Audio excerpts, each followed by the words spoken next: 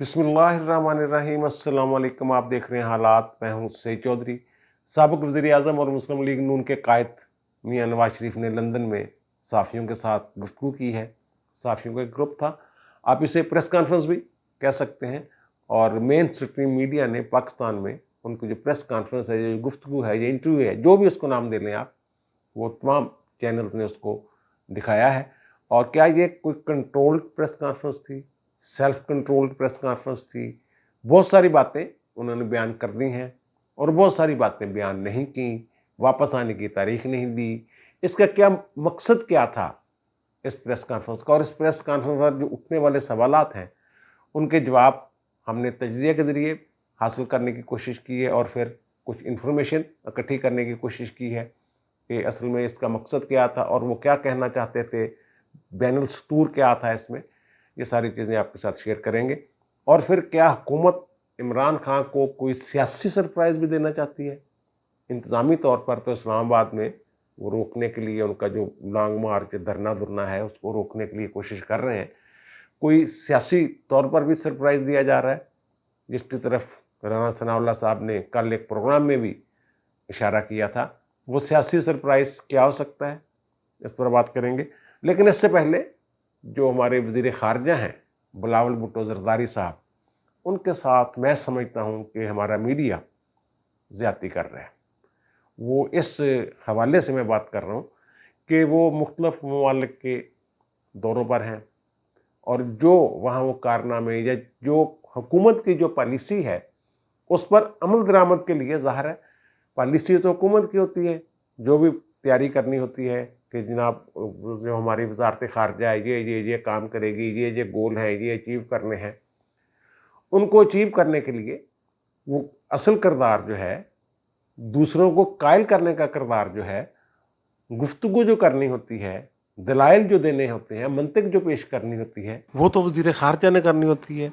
गुफ्तगू का ख़ास अंदाज होता है, जो डिप्लोमेटिक गुफ्तगू है ख़ास तौर पे उसका। और बिलावल भुट्टो ज़रदारी साहब जो हैं, ये किरदार बहसन बहुत ही खूबी के साथ अदा कर रहे हैं। लेकिन वो जो उनकी अचीवमेंट्स हैं, उनको उस तरह पाकिस्तानी मीडिया पे दिखाया नहीं जा रहा। उन पे कोई प्रोग्राम्स उस तरह नहीं हो रहे, कोई इंटरव्यूज़ नहीं हो रहे, कोई अमूर ख़ारजा के माहिरीन नहीं बिठाए जा रहे। बहरहाल अब जो जर्मनी में उन्होंने वो गए हैं, मुलाकात की है जर्मन वज़ीर ख़ारजा के साथ, और फिर जर्मन वज़ीर ख़ारजा का जो यूरोपीय ममालिक में से या वेस्ट में से पहली आवाज़ जो उठी है कश्मीर पे हाल ही में, वो जर्मनी की है। और जो जर्मनी की वज़ीर ख़ारजा हैं, उन्होंने जो फरमाया है कि जनाब अक़वाम मुत्तहिदा को फ़ाल होना चाहिए, एक्टिव होना चाहिए कश्मीर इशू पर। तो इससे आलमी सतह पर कश्मीर वाला इशू जो है, एक मरतबा फिर उजागर करने में मदद मिली है। पाकिस्तान का जो मौक़िफ़ है कि जनाब कश्मीर का मसला जो है, ये अक़वाम मुत्तहिदा की करारदादों के मुताबिक या फिर कश्मीरियों की उमंगों के मुताबिक हल किया जाना चाहिए। और फिर पहला मुतालबा जो है, जो इमरान खान की हुकूमत भी करती रही है, लेकिन किसी ने घास नहीं डाली थी, कि जनाब इसका जो पुराना स्टेटस है इंडिपेंडेंट रियासत वाला या नीम खुद मुख्तार रियासत वाला, वो बहाल किया जाए। इंडिया ने जो तरमीम की, बहरहाल ये अब उस जर्मन वज़ीर ख़ारजा के मुँह से ये बात सुनने के बाद इस पर यूरोप में भी हैरत का इज़हार किया जा रहा है। वो एक राइटर हैं और अमूर ख़ारजा के माहिर हैं और वाबस्ता हैं इस शोबा से, माइकल गूगलमैन। उन्होंने ये एक ट्वीट किया है, जो मैं आपको स्क्रीन पर दिखा भी रहे हैं। उनका जनाब जो उनकी फ़ॉरेन मिनिस्टर हैं जर्मनी की, उन्होंने जो कश्मीर के इशू पे बात की है, तो मेरे लिए तो ये सरप्राइज़ है। लेकिन इससे होगा ये कि आलमी सतह पर उजागर होगा ये इशू, और वो कहते हैं कि इसका क्रेडिट जो है वो इस्लामाबाद को जाता है और फ़ॉरेन मिनिस्टर यानी पाकिस्तानी फ़ॉरेन मिनिस्टर बिलावल भुट्टो ज़रदारी को जाता है। वो इसमें से एक है जो ये किरदार अदा कर रहे हैं। लेकिन हमारे यहाँ अब पता नहीं क्यों उस अंदाज में, या तो इस मामले को उस तरह पता नहीं कौन रोक रहा है, मेरा नहीं ख्याल कि रोक रहा है, क्योंकि असल पॉलिसी जो है, पॉलिसी मेकिंग जो है, वो तो हुकूमत का काम है। और उसमें जो किरदार है जिस बंदे का, जैसे एक टीम तश्कील दे दी जाती है, کرکٹ کی یا فٹ بال کی یا ہاکی کی، وہ ٹیم تشکیل دینا، ٹورنامنٹ میں بھیجنا، وہ تو حکومت کا کام ہے، لیکن اگر آگے جو کھلاڑی اچھی پرفارمنس دے رہا ہوتا ہے اس کی بھی تعریف و تصریف تو ہونی چاہیے۔ مائیکل کوگل مین نے اس کے ساتھ ہی ایک اور ٹویٹ جو ہے وہ کیا ہوا ہے۔ وہ کہتے ہیں کہ جناب میں اس بات پہ یقین نہیں رکھتا کہ میں اس جو جرمنی کے وزیر خارجہ کا بیان ہے اس کو جوڑوں جو ڈونلڈ بلوم نے دورہ کیا تھا آزاد کشمیر کا، یعنی پاکستان کے زیر انتظام کشمیر، وہ ظاہر ہے وہ تو ہم آزاد کشمیر کہتے ہیں، وہ پاکستان کے زیر انتظام کشمیر کہتے ہیں، تو وہ کہتے ہیں اس کے ساتھ میں اس کو نہیں جوڑتا، اور وہ کہتے ہیں کہ جناب اس کو ہم یہ نہیں کہہ سکتے کہ یہ جو یورپ کی کوئی مربوط پالیسی ہے ویسٹ کی کہ کشمیر کے راستے یا کشمیر ایشو کے راستے بھارت پر دباؤ ڈالا جائے رشیا اور یوکرین والے ایشو پر، جو اس معاملے پہ کہ بھارت جو ہے وہ ساتھ دے دنیا کا رشیا اور یوکرین والے مسئلے پہ۔ وہ کہتے ہیں کہ یہ اگر ایسی کوئی پالیسی ہے تو اس کی کامیابی کے امکانات کم ہیں، اور دوسرا وہ یہ کہتے ہیں کہ ہر چیز جو ہوتی ہے نا اس کو سازش کے ساتھ نہیں جوڑا جانا چاہیے، کانسپریسی کے ساتھ نہیں جوڑا جانا چاہیے۔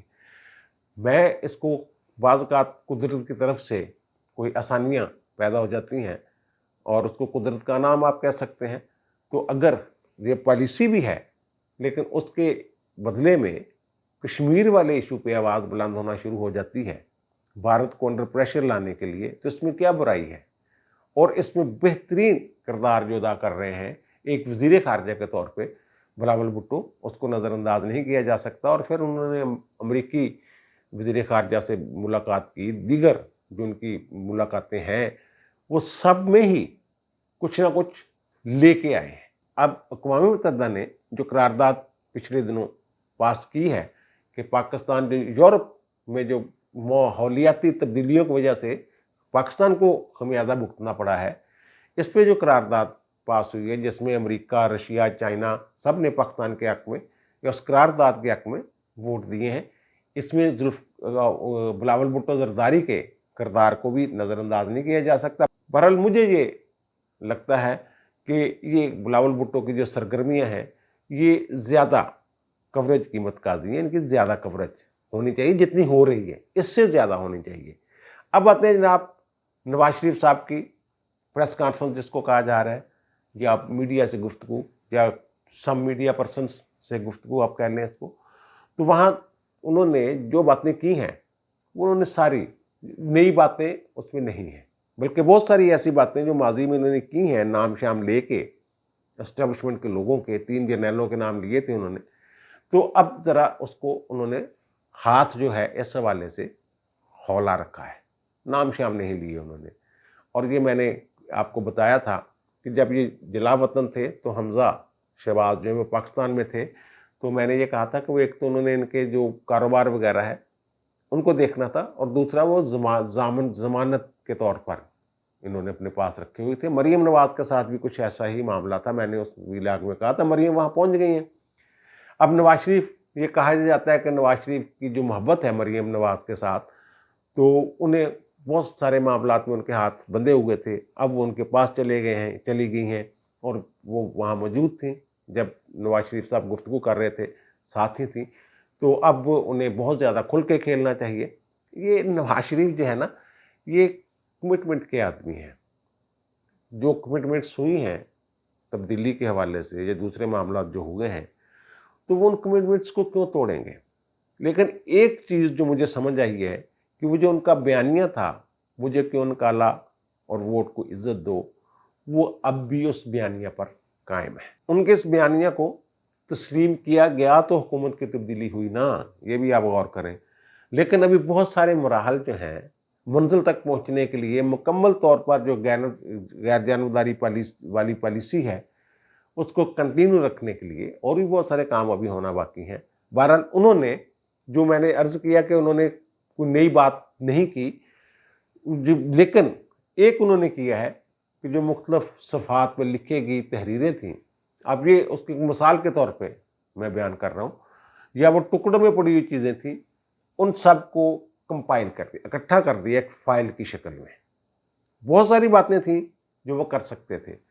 اس لیے میں اس کو کہوں یہ سیلف کنٹرولڈ، اپنے آپ کو انہوں نے کنٹرول کر کے بہت ساری چیزیں جو ہیں وہ بیان نہیں کی. یہ ایک دانشمند جو سیاست دان ہے اس کا وتیرہ انہوں نے اختیار کیا ہے. اور پھر انہوں نے وہی ساری باتیں کی کہ کیسے ہم گئے، کیسے میرے خلاف جھوٹے مقدمات بنائے، کیسے مجھے نکالا گیا.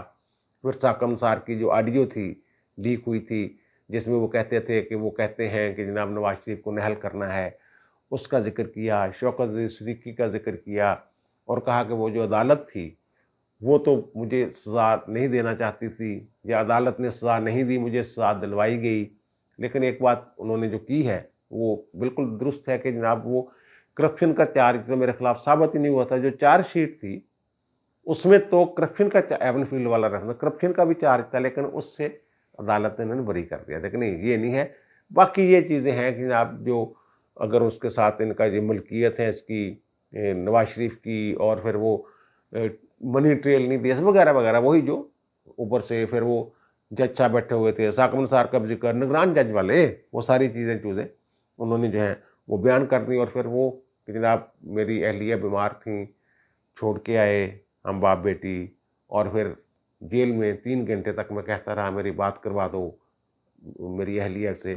وہ اس پہ بھی آپ تنقید کریں، وہ اہلیت جناب کوما میں تھی تو آپ نے کس سے بات کرنی تھی؟ بھائی ویڈیو لنک کے ذریعے وہ دیکھا جا سکتا تھا، وہاں صورتحال، وہاں ان کے بچے تھے، ان کے ساتھ بات کی جا سکتی تھی. بہت طریقے ہو سکتے ہیں. پھر وہ کہتے ہیں جناب خبر آ گئی کہ جناب یہ انتقال ہو گیا ان کا. بہرحال وہ دکھ کی بات تھی. اور پھر وہ کہتے ہیں کہ جناب گرفتار کیا گیا میری بیٹی کو میرے سامنے. یہ باتیں ساری کی ہوئی ہیں انہوں نے پہلے بھی، مریم نے بھی کی ہوئی ہیں، نواز شریف نے بھی کی ہوئی ہیں. اور وہ کہتے ہیں میری دوسری بیٹی بھی پاس تھی، وہ رونے لگ گئی اور پھر ان کو وہ لے گئے، وہ روتی رہی تو میں نے کہا کہ اللہ مالک ہے، ہم حق پر ہیں. یہی بات جو ہے نا جب انہوں نے کہی تھی کہ میں اپنا معاملہ اللہ پہ چھوڑتا ہوں، اس وقت میں نے یہ کہا تھا کہ اگر یہ واقعتاً ظلم ہو رہا ہے تو پھر ظالموں کی رسی زیادہ دیر تک دراز نہیں رہنی. مجھے اس وقت یہ لگا تھا اور میں نے یہ بیان کر دیا تھا اپنے ولاگ میں. تو اب انہوں نے ساری باتیں یہ کی ہیں. اور پھر انہوں نے کہا کہ جناب وہ جو عمر عطا بندیال صاحب نے کہا ہے پچھلے دنوں فیصل واڈا والے کیس میں کہ 62(1)(f) ہے، تاحجات نہلی والا جو آرٹیکل بنایا ہوا ہے انہوں نے، کہ وہ ڈریکونین لا ہے. تو وہاں بڑی زبردست بات کی ہے نواز شریف نے. انہوں نے کہا کہ جناب اس میں تو لکھا ہی نہیں ہوا، واقعہ تو اس میں نہیں لکھا ہوا، وہ تو اہلیت کا آرٹیکل ہے کہ جناب یہ اہلیت ہونی چاہیے کہ وہ صادق اور امین ہو. بھائی یہ لکھا ہوا، اس میں تو یہ لکھا ہی نہیں ہوا کہ جناب وہ تاحیات نہلی. یہ تو تشریح کی ہے انہوں نے 62(1)(f) کی جو تشریح کی، وہ اس کے آتھر جو تھے وہ تو عمر عطا بندیال صاحب تھے. ساکم نثار والی کوٹ 5 جج، اعجاز الحسن صاحب بھی تھے، سجاد شاہ صاحب بھی تھے، عظمت سعید صاحب بھی تھے. انہوں نے کہا تھا تاحجات نہلی ہے. نواز شریف نے یہ کہا ہے کہ بھائی وہ قانون میں نہیں لکھا ہوا، وہ تو آپ لوگوں کا فیصلہ جو ہے وہ کالا قانون ہے، آپ کا فیصلہ کالا ہے، وہ قانون کالا نہیں ہے. بہرحال اب انہوں نے جو بھی باتیں کی ساری انہوں نے اپنے جو دکھ تھے وہ اچھے الفاظ میں قوم کے سامنے رکھے. اپنی بے گناہی کی باتیں بھی کی انہوں نے. اور مریم ظاہر ایون فیلڈ ریفرنس سے وہ اس پہ تو ویلاگز ہو چکے ہوئے ہیں کہ وہ تو کڑی ہی ٹوٹ گئی ہے جو جوڑتی تھی، آپس میں مربوط کر رہی تھی تعلق کو ایون فیلڈ ریفرنس سے نواز شریف اور مریم. اور اگر وہ مریم بری ہو گئی ہے تو نواز شریف کی بریت کے چانسز بھی، میں نے کہا تھا کہ شریک ملزم جو ہے اگر وہ بری ہو جاتا ہے تو مرکزی ملزم جو ہے اس کی بریت کے چانسز بڑھ جاتے ہیں. بلکہ میں نے کہا تھا 99.9% سے زیادہ چانس ہوتا ہے، صرف 1% ہوتا ہے، وہ بھی ادھر ادھر کی دوسری وجہ سے کسی اور وجہ سے وہ ہو جاتا ہے. وطن واپسی کے سوال کا جواب انہوں نے نہیں دیا کہ انہوں نے جناب وطن واپس تو جانا ہے، طریق شریک کا نہیں. انہوں نے بتایا کہ جناب کس طریق کو جائیں گے، اور وہ میں نے بتا دیا ہوا ہے کہ جناب وہ نومبر کا انتظار تو کیا جائے گا کم از کم واپسی کے لیے. اور پھر وہ انہوں نے جیل جانے کے لیے تو واپس آنا نہیں ہے. اور جب اسحاق ڈار صاحب آئے تھے تو میں نے یہ بھی کہا تھا کہ ان کی واپسی کے معاملے کو ایزی نہ لیں. جب واپس آئے ہیں تو بہت سارے معاملات جو ہیں، یہ وہ والے لیڈر نہیں ہے کہ وی بنا کے جیل جا رہے ہوں. اسحاق ڈار صاحب کی میں بات کر رہا ہوں. مریم نواز اور نواز شریف تو خیر ان میں تو یہ ہے जरूरत। वो कहते हैं जनाब मुझे इंतकाम का निशाना बनाया गया, इंतकाम लिया गया। ये इंतकाम इमरान खान को तो नहीं कह रहे, वो आप लोग भी समझ रहे हैं किनका, वो किन की तरफ इशारा है। और ज़ाहिर है जब एक वज़ीर आज़म है और वज़ीर आज़म अपने इख्तियारात इस्तेमाल करना चाहता है, और एक अदारा जो इस बात का आदी हो चुका हुआ है कि उसकी बात मानी जाए और सियासी हुकूमतें जो वो कहें वो करती जाएं, तो फिर ज़ाहिर है फिर वो मसले ख़राब हो जाते हैं, फिर झगड़े झुगड़े भी हो जाते हैं, तनाज़ात पैदा हो जाते हैं। ये सारा वो कहते हैं मेरा इंतकाम मुझसे चलो ले लिया, पाकिस्तान में इस बंदे को जो मुसल्लत किया, इसको लाया, तो फिर तो भट्टा मुल्क का जो बिठाया, ये बातें सारी उनकी ठीक हैं। और इस पे बहुत सारे लोगों के एतराज़ है कि जनाब पहले नाम लेते थे, अब नाम क्यों नहीं लेते। और भाई जब उनकी बात ही मानी जा रही है, वोट को इज्जत दो वाली बात, कि जनाब जो बंदा इलेक्ट होके आ जाए, खुला मैदान हो, उसको हुकूमत दे दी जाए, ना रुकावट डाली जाए, मुदाखलत बंद की जाए। यही वो कह रहे थे ना, वोट को इज्जत दो। इसका क्या मतलब है कि जो बंदा जो जीत के, और मुझे क्यों निकाला, वो उन्होंने फिर बताया कि मुझे क्यों निकाला, वही सूरत बता दी।